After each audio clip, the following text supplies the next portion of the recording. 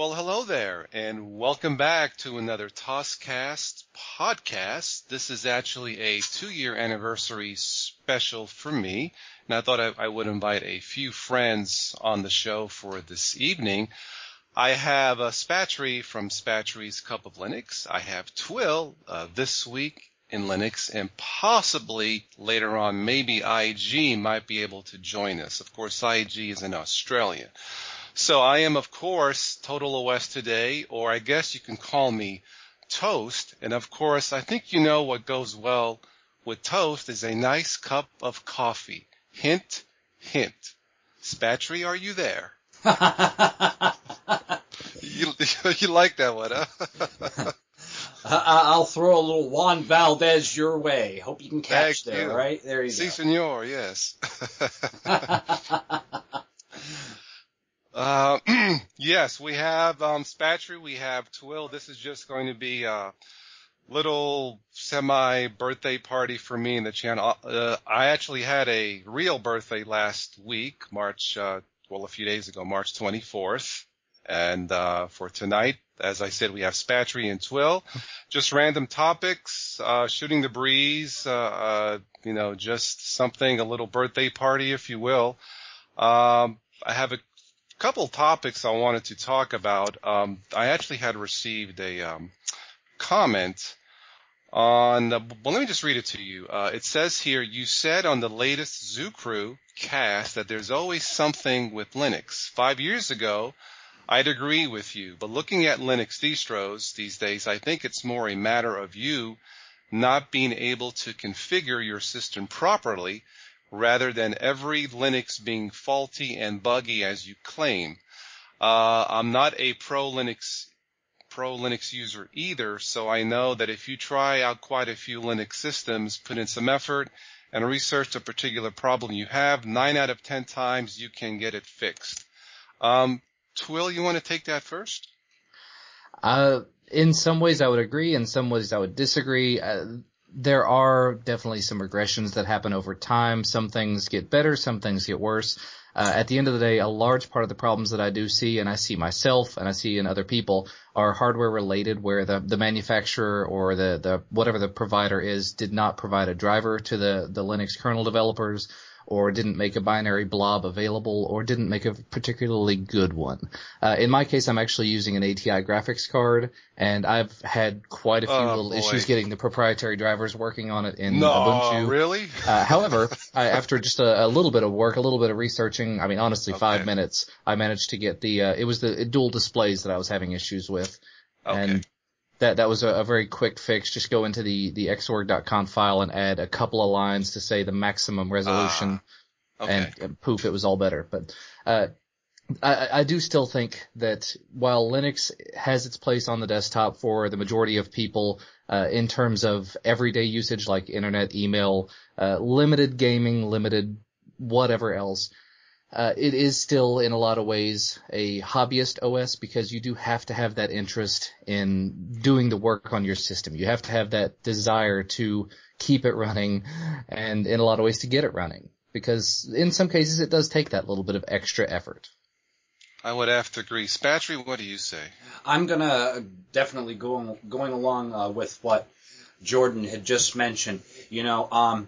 Linux is definitely for the power user out there who wants to have complete control over their system. Now, there are a lot of distributions that are tailored towards beginners, where there is a lot of good quality control that's taking place behind the scenes, and they're making the best efforts to ensure that their operating systems will work on various platforms.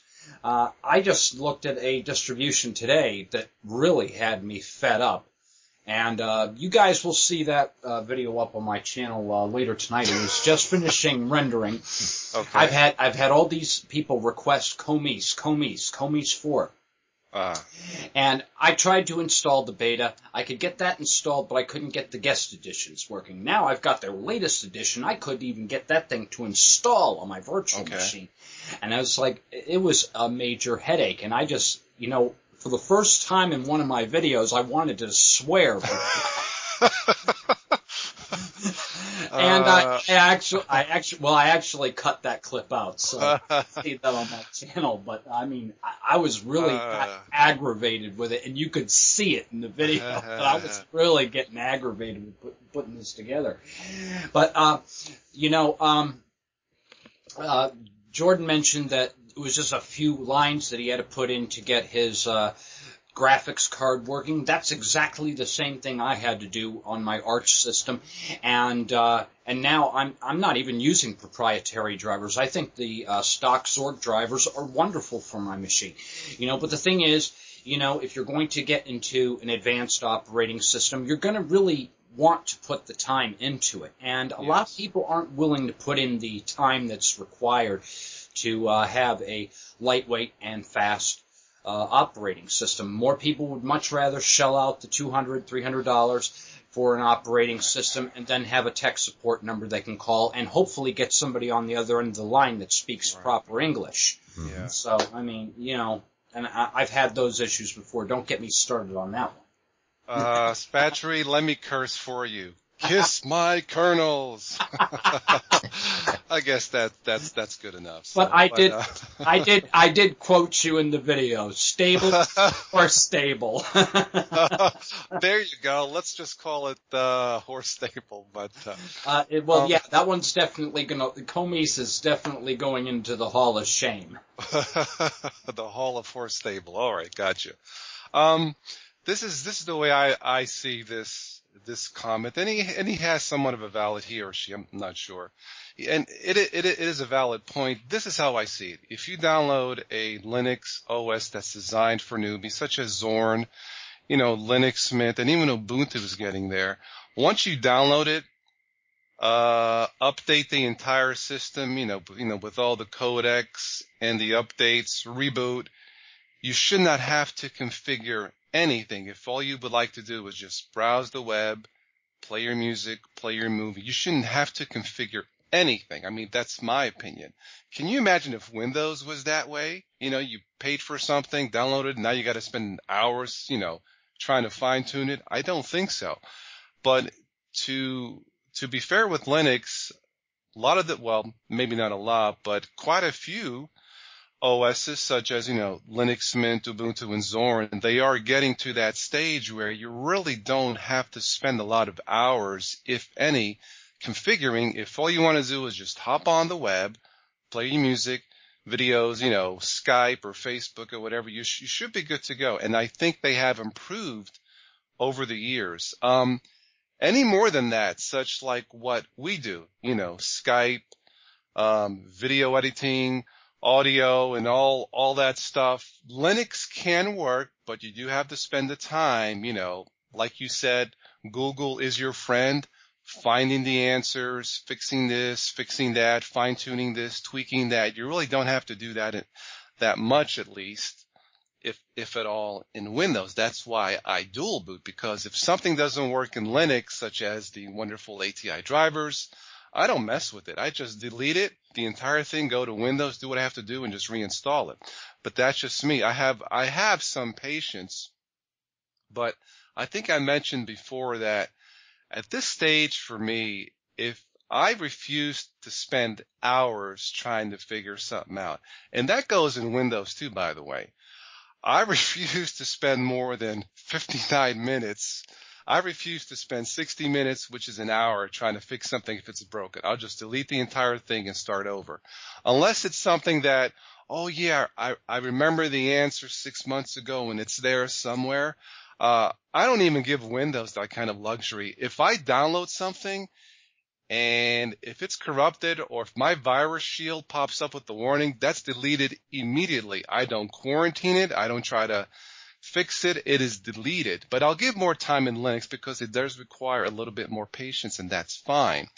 But at this stage for me now, if I'm messing, like you said, with Arch, or something like that, what's not really designed for newbies, of course you will spend time. It's required.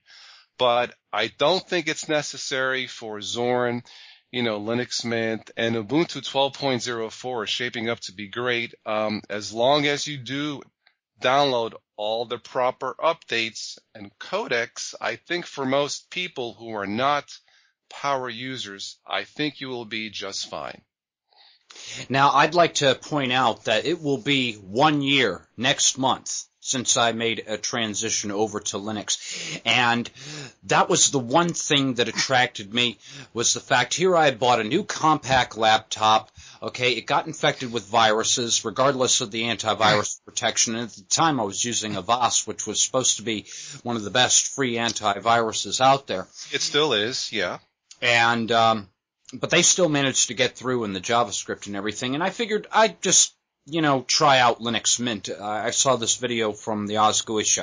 And the thing that surprised me was the fact that everything worked right out of the box. I did not have to configure my sound card. I did not have to configure my video card. I was even able to get comp-his effects working easily. And that's something I had never seen a Linux distribution do before.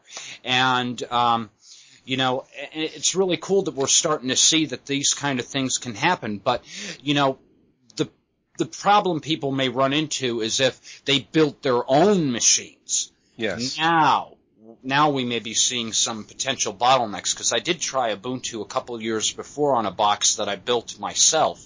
Yeah. And I was using some exotic. I was using another ATI card, but apparently it was too new of a model, and I couldn't get it working properly under Ubuntu at that time. But now it seems that newer hardware is starting to work fairly well with Linux. So it's good to see that there have been improvements made in that area. Cool. I'm glad Tulla's on the show, because one of the, my channel, the inception for the channel really started, back in the winter of 2010. I wanted to get back in Linux, somewhat full-time. I had dabbled with it with Ubuntu version 6 something. I think it was back 2005, 2006, and it really wasn't quite ready for, really ready for prime time. So I kind of gave up on it.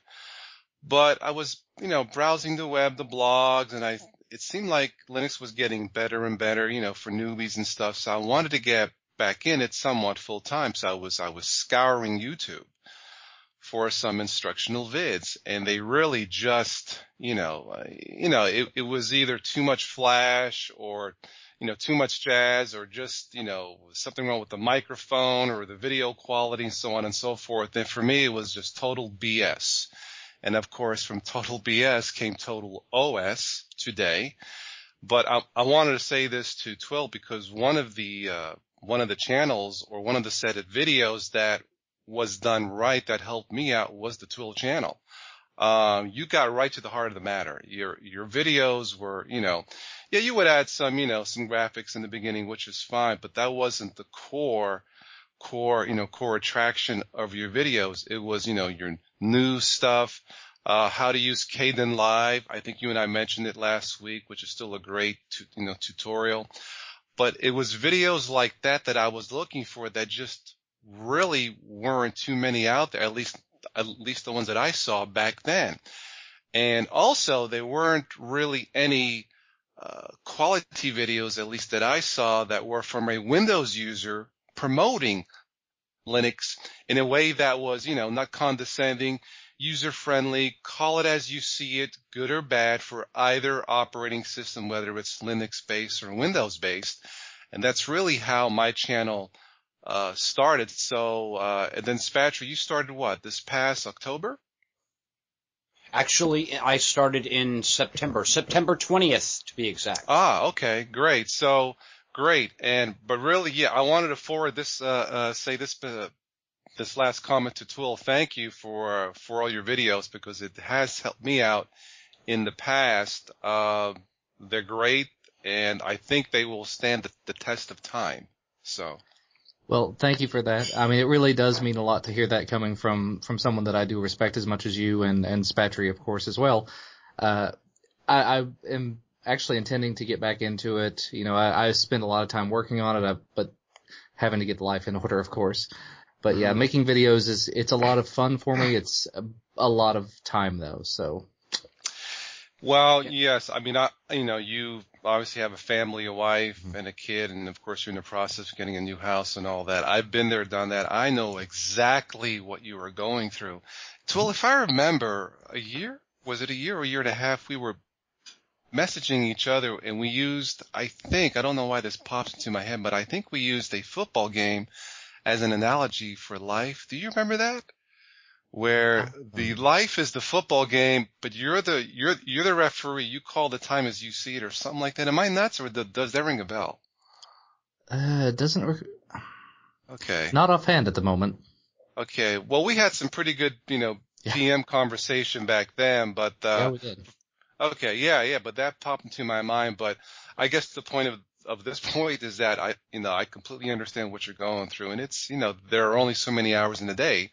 And it's really a matter of priorities. So, yeah. But yes, thank you, Twill, for all the videos. They, like I said, they stand the test of time. They're quality videos. They get straight to the point.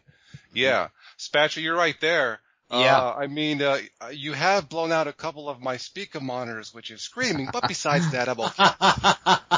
Well, I mean, this is how I am in real life, though. I mean, that's enthusiasm. That's character and personality coming right through. Yeah, right. Right. I'm like this in real life. I'll be talking about something and make funny faces, and I guess I don't know. I guess my Uncle Tom's influence rubbed off on me, but definitely, Jordan, I can't sing your show enough praises, because you were definitely an inspiration to me. And if it were not for you, there were a bunch of other show hosts, and when I was assimilating and learning Linux, Google was my friend, and any time there was a video that came up in the search results, Twill would come up, OzGUI would come up, Nixie Pixel would come up, and Sneaky Linux and a whole bunch of others would come up. Yeah. And I'd sit there and I'd watch their videos, and it was because of the content you guys have online that I was able to quickly assimilate this technology, and going along with a program that I participate in, that I also do volunteer work as well for. I feel that I should contribute something back for what I have freely received from Linux, and so that's why I decided I would get into doing my own videos and that sort of thing, because I found it to actually be a benefit that actually helps myself and helps me to retain that knowledge, by putting videos together. So yeah, actually, it's not been too long ago. I mean, 2.5 years. The YouTube Linux scene was completely different. The grand majority of videos that you could find on there were people demonstrating running Compiz, spinning the cube, and no audio, no anything. Just look at what my desktop can do. And that was about all there was to it.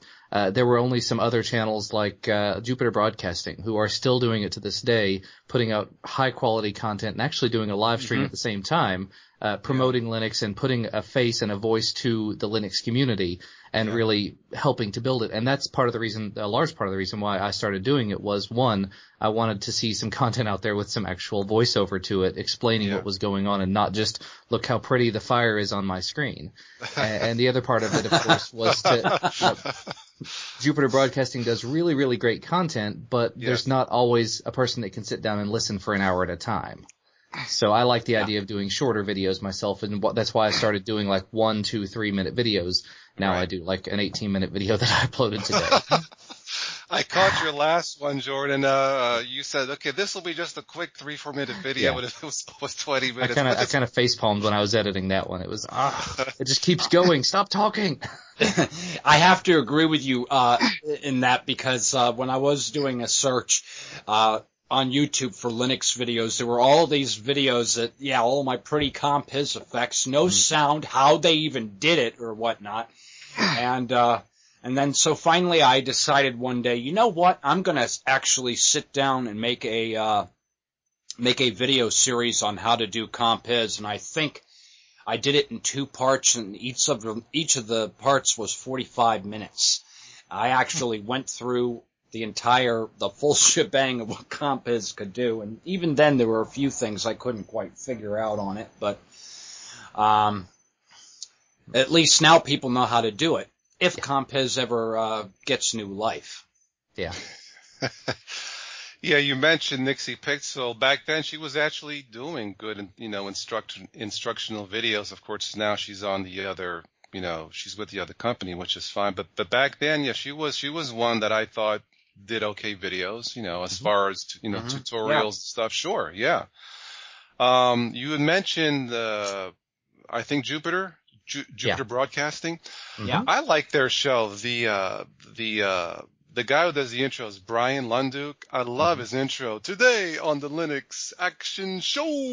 He has that, terrific introduction. But, Spatry, I received a message not too long ago, about they had, a few weeks ago, they had Richard Stallman on the show, and they were talking about freedom and, software freedom. And, he says, this is from Detroit Player for Show. Hey there, Detroit Player. He says, I guess he messaged you, something about, this would be a good debate for the Zoo Crew or A-Team about how would you define freedom or Linux freedom or software freedom. I think that would be a good topic, for an A-Team. Yeah, Topics like that normally get pretty heated, but yeah. Excellent topic. Lots of conversation generated from that. Yeah. Well, yeah. I can see I definitely would have to filter all the conversation that's coming in because of all the choice words. That's where the Zoo Crew become a zoo. I'm all for it because I watched the Jupiter Broadcasting show, and he was on there. I think they had him for most of the show, which is fine. And I know, Stallman is somewhat of a guru as one of the founding fathers of the free software movement. Would that be a correct statement? Oh yeah, he was. I've seen a few videos on it. He was one of the founders of the free software. I think he used to work on a project called GNU. Yes, still does. And he still does. Whereas obviously Terval's moved on and he's doing his own thing. I think he's just maintaining the kernel now. Yeah. I'm not sure if he's doing anything else with it. Well, I mean, if we do that particular Linux A-Team about freedom, quote unquote, I think, I've seen the show, and I'll probably look at it again. Well, I've seen the interview on the show. You guys may want to take a look at it. A person like that who has contributed a lot to the open source community, I have a lot of respect for, but I differ with his views, worldviews. I don't know how else to say it, but towards the end of the show, he made a comment that blew my mind away. And you can see co-host Brian just looking at the monitor and his eyes and his facial expression saying, did I just hear what I thought he said? Basically what Mr. Stallman said was they were talking about freedom and how it relates to society, and jobs and the economy, and that's fine. I'm all for that. But he said something that, well, this is what he said. He said one of the ways to save planet Earth or to preserve its resources is for people not to have any more kids. And Brian's face was like, whoa, let me get this straight. Do you have kids? He says no. And then Brian's like, what the blankety blank does that guy? And I was just floored by the statement. Basically what he just, was promoting was the complete evisceration of humanity, because if that was the case, in 100 years, there would be no humans left, which would, of course, solve all the ATI bug problems. But, I think stuff like that, or that kind of a topic, I think should be debated, not to blow it out of proportion. But you need to take a look at the interview. It was eye-opening for me. I agreed with most of what he had to say, but just, statements like that are like, I don't think so. Mm-hmm. Anyway, that's all I want to say on that. If you guys have something else to say, fine. So. Well, actually, I follow Brian on Google Plus, and I read pretty much everything that he writes, and I actually followed his train of thought over the next 2 weeks as to his reaction. And basically, he completely jumped back at Stallman. I can't believe you believe this, and are you seriously saying, yeah? And really, his final thoughts on the subject, at least the last ones that I read, which I think were earlier this week, were Stallman is entirely entitled to his opinions. Whether I agree with them or not doesn't really matter, because realistically, it's not going to happen. They're not going to pass some mandate that says you can't have kids. They're not going to pass some mandate that says all software has to be free. They're not going to say, all source code must be provided. So, and realistically, and I don't really want to go into politics, but this could go into a lot of other facets of life for people to take this sort of realization that, what one person believes and what one person says should not impact you, because it doesn't have anything to do with you. Be it your sexual orientation, your skin color, your religious preference, whatever. Yeah. That's yours. That affects you and you alone. So move on. Sorry, totally that went ranty there, but no, that's fine. I mean, look, it was a statement that created debate, somewhat shock, and look, I think this is how I see. This is how I see it. We are all fortunate enough to live in the country where we can voice our opinions and not be, thrown in jail or worse for saying something, even if someone else may not agree with it. So, I mean, for that, we are all lucky to be living here. Mm-hmm. But, I think some statements are somewhat questionable, should be open for debate, but certainly not for, slander or any kind of vitriol, of course. Exactly. But yeah, I mean, getting back to the Linux 8 team, Spatry, until if you want to do it on that topic, I'm all for it. We would have to moderate it, to a, somewhat. But look, Linux-based operating systems is about freedom. So when I do a show on freedom, right? Sure. Yeah. Let's see. It is. I don't think IG is going to be jumping in. Like I had mentioned before, I got a message that he might be able to, but he's in Australia with school and stuff, so I totally understand. Spatry, what are your future plans for your channel? Well, right now I'm still continuing with the Saturday evening Zoo Crew podcasts, and I'm hoping we can still continue to have a team as well. Yes. I'd love to have Alan Pope again on the show. Yeah. It would be great. And pretty much I've been doing a little bit more with work, so I haven't been putting out quite as many videos as I've been known to put out. But any effort that any time that I can pull together to put up videos, I'll do that. I still have a bunch of requests that I haven't been able to fill out just yet. Yeah. But I'll eventually get to them. I absolutely love doing this. It's a lot of fun for me, and it gives me an opportunity to see what other distributions are out there, try them out. I like helping other people, and so every day I always get questions in my inbox, and I try my best to answer them. I don't always know the answers, though, so I at least try and point them in the right direction. And that sort of thing. And who knows where the show will take me. I've only been at this for about 6 months now, and I just hit 2,500 subscribers. Wonderful. Congratulations. Thank you. Who knows where the show can take me, I'm just going to keep doing what I'm doing. It's a lot of fun, and it's well received for the most part. I get a few hecklers in the crowd, just like anybody else does, Yeah. But for the most part, these are most of the people that I'm dealing with have a genuine interest in learning Linux and getting the most out of it, and I'm going to continue to contribute because this has really enriched my life in ways that, Windows could never have done this, and I've learned so much.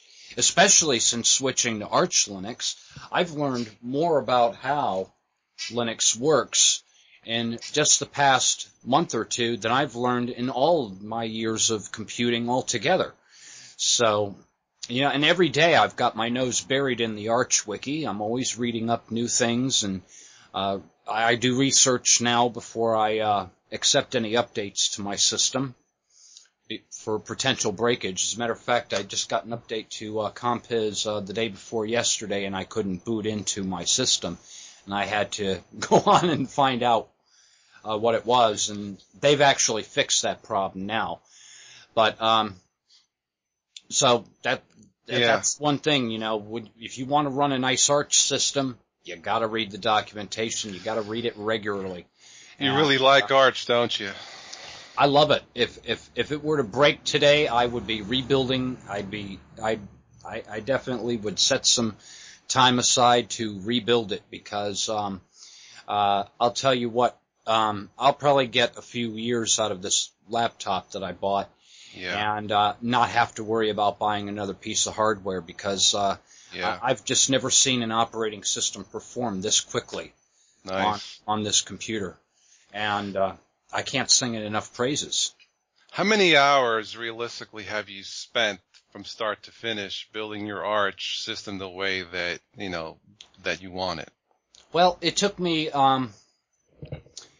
when I first started this venture with Arch, I just had so many requests from my subscribers asking me to try it, and I figured, okay, I'm going to bite the bullet and I'm going to do this.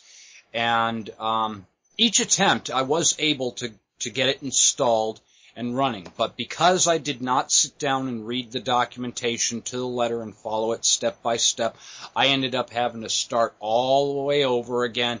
Yeah. You know, pop in the live USB, reinstall it, and start from scratch all over again. 13 tries later, I finally got it right. But this time, I've got a backup of all of my configuration files. I've got a backup of my mirror lists, my RC config files, all those little files that you have to manually edit at the time that you install it. I have a backup of every one of those files, so that if I ever had to rebuild my Arch system and just reinstall from scratch, I could actually get my system up and running in 2 hours now. Okay. I actually timed it, but that's because I have those configuration files all backed up. Right. My bash profiles. I mean, I've done some really cool things with my bash prompts and everything, and I've got all of that stuff backed up. Okay. So that all I have to do is just do a fresh install, and then download my compiz, download my OpenBox, and then just slap those files where they belong and zip them up and running. I have an idea. Welcome back to Sparky's Cup of Arch. Or maybe not. Today on Spatry's Cup of Linux. Me and Spatry toyed with the idea of do something completely different. Spatry would be me, for like an intro. He would say something like, today on the show, we have a terrific lineup of guests, and me doing him today on Spatry's Cup of Linux. Not yesterday, but today. Blah, where's my coffee? But anyway. Welcome to yet another spectacular episode of Total OS Today. Alrighty then. Thank you for that wonderful, oh crap, I just spilled my coffee. Wonderful introduction from Spatry from South America, Florida. They're in coffee bean land. And Twill must be thinking, am I on the same show? No, but we were just... You do realize this would take a handful of Valium to keep me at this voice for a long period of time. Folks, this is what happens behind the scenes, and I will not be editing this. No. Twill, what are your... Taking a step back, I missed something earlier. When you were talking about having Alan Pope on the Zoo Crew or on the A-Team, I can't remember which one. That's one of the things I really enjoy about the Linux community. When you go to just about any other community, big YouTubers, and I'm using big old air quotes here, or celebrities or whatever else, you've got this distance. You don't really feel like you're a part of that same community. You don't feel like you're on the same tier as they are. But in a lot of ways, people in the Linux community are very easy to approach. They're very easy to talk to, and in a lot of ways, though, they're more than willing to work with you because they are, in most cases, volunteering their time. Like you saw, Alan Pope, very easy to talk to and get on your show. if you really tried, you could probably get like John O'Bacon, the community manager for Ubuntu, George Castro, who I can't remember exactly what he does, but really nice guy. I've talked to him at a few Linux conferences. And from the other communities, there are people from the Fedora community that I'm sure would love to get on and talk. I was supposed to have an interview with Jared Smith, the Fedora project lead, a while back, and it just never came to fruition. It's just a matter of approaching them and saying, hey, I do this on a blah, blah, blah basis. Would you be willing to come on for a half an hour and talk? Most of the time they will, just because they are promoting their product, they're promoting the community, and they are extremely willing to help in that aspect. Sure. Oh, yeah. I would totally agree. I actually posted one of the videos I posted, which community is more friendly, Windows, Linux, and I got a various, very type of answers. And I guess some of the best comments, well, they can both be just as friendly or just as mean as they want to be. Personally, I haven't had any issues with either Linux or Windows, although to be honest, it's been a while since I've gone to a Windows community because I just haven't had that many issues in Windows 7. But with XP and Vista, I remember going, and I do remember getting replies back when fairly quickly. But I look, probably in the long run, Linux is probably better when you need to ask a question and getting something fixed probably promptly. Not to take any away, from Windows communities. I'm sure they can be just as friendly. But one thing I do like about Linux is the open community, if you will. So Twill, I guess what are your plans for for your future, for the channel, or For the immediate future, I'm going to try to take whatever time I have to make content here and there, maybe some quick tutorials or some distro reviews if I can work that out. Right. Once I'm actually settled in the new house and I've got my new office set up, hopefully that will free up some more time for making more consistent content. That's really one of the keys to growing a channel on YouTube, from what I understand, is quality, consistency, and just scheduling. So if you can always put something out on a Friday, always put something out on a Monday, whatever, then your viewers know what to expect. They know the quality to expect, and that they will keep coming back for it, and they'll tell their friends about it in a lot of times. Mm-hmm. Yeah. So in my case, once I get the opportunity to get back into it, that's what I would like to do. I actually tried to schedule out a while back, and it's difficult, but if you can invest the time early on and actually pre-record videos, like tutorials, especially distro reviews, it will become significantly easier because you've got that queue built up where you can just pump them out on a schedule, and then the ones that are time sensitive, do them at the time. Mm-hmm. And that's where I really would like to get back to. Yeah, for me, it's been a wonderful, ride for 2 years. And really for me, when I do these videos and tutorials, and, random stuff, to me, how I define freedom for me, as far as, these vids in Linux, it's really, the ability to express myself, by using Linux or these vids as a vehicle, to share my views and opinions. There was a wonderful, documentary movie on Spike TV about the life and death of martial artist Bruce Lee. And I believe the movie's called I Am Bruce Lee. You need to check it out if you haven't seen it. Terrific documentary about, someone who, went through, struggles here in the country, through racism, and trying to, as Bruce said in that interview, the martial arts for him was a way to honestly express himself, regardless, of nationality, Chinese, black, white, so on and so forth. He's my childhood hero back when I was a kid. But, in that vein, doing this channel, these, podcasts and whatnot is just a way to express myself. And that's how I define, freedom. And it is a form of expressing myself. At least that's how I see it.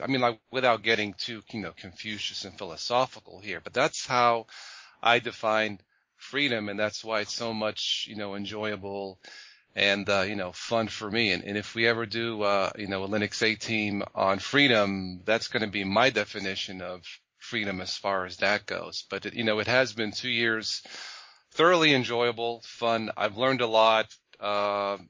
from the various YouTubers, including, of course, Spatry and Twill and so on and so forth.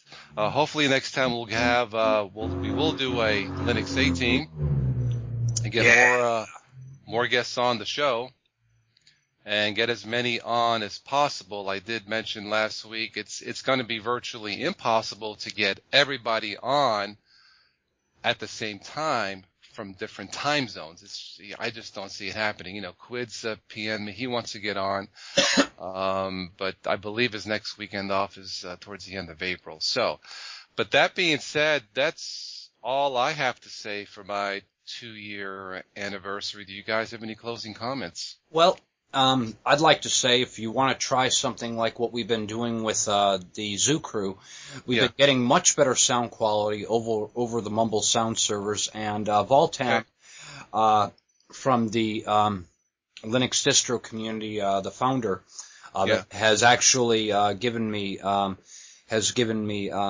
the privilege of being able to host these shows on there. So we could actually set something up to where we can make an announcement. Okay, this is when the show is going to be. I'll even make the posters and all this stuff for it. Okay. And then we can have a room where all of our subscribers can actually join in and listen to the show as it's being taped. And they can be sending their comments into the IRC chat. Okay. We can be monitoring them, and I can say that it's a wonderful experience because, especially as the conversation is going along, somebody may bring up something to add to the conversation that will just bring a little bit more flavor into it.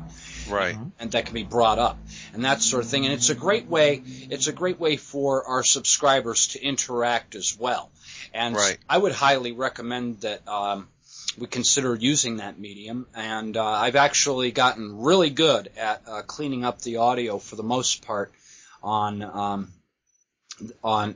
the recorded data and that sort of thing. So that's something that we may want to consider.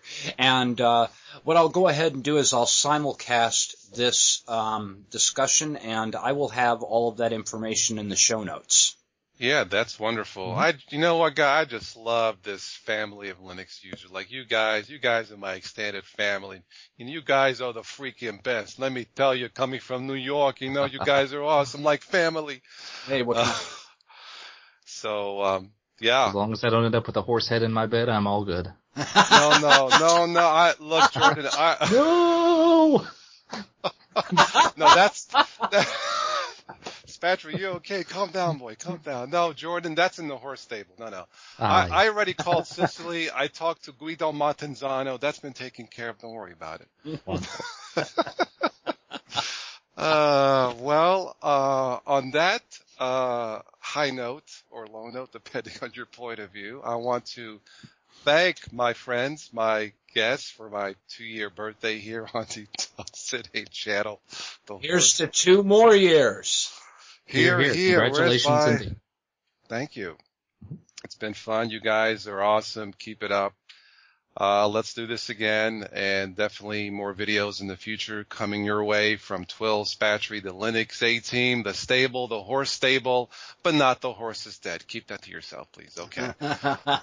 Thank you, Spatry. Thank you, Twill. Love all you guys. You know me. I'm Tostoday, Total OS Today, or Toast, however you want to call me. Thank you for listening to this special Toscast podcast, and on behalf of my guest, I will catch all of you sometime in your Linux future. Ciao.